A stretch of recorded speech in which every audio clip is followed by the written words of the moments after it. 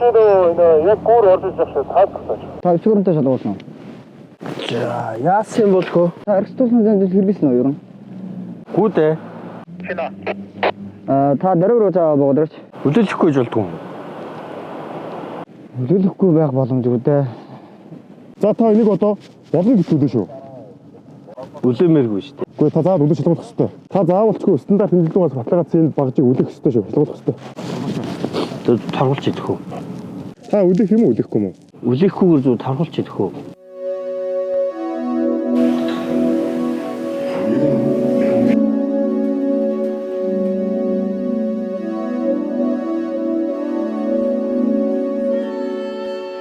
Согтуурсан хэсгийг шалгуулахаас зайлсхийсэн үйлдэл зөрчлийн тухай хуулийн тусгай ангийн 14 7 дугаар зүйлийн 5 дахь хэсгийн 5-ын 3 дахь хэсэг зааснаар шийтгэл оногдуулах хууль зүйн үндсэлтэй байна.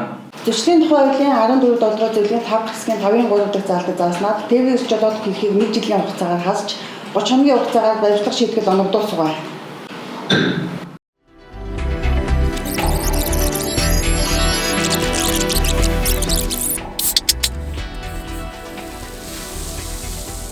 Монгол Улсын зөрчлийн тухай хуулийн 14-ийн 7 дугаар зүйлийн 5-ын 3 дахь хэсэг согтуурсан, мансуурсан эсхийг зохих журмын дагуу шалгуулахаас зайлсхийсэн бол тээврийн хэрэгсэл жолоодох эрхийг 1 жилийн хугацаатаагаар хасаж 401-штэй тэнцэх хэмжээний төгрөгөөр торгох эсвэл 7-оос 30 хоногийн хугацаагаар баривчлах шийтгэл оногдуулна.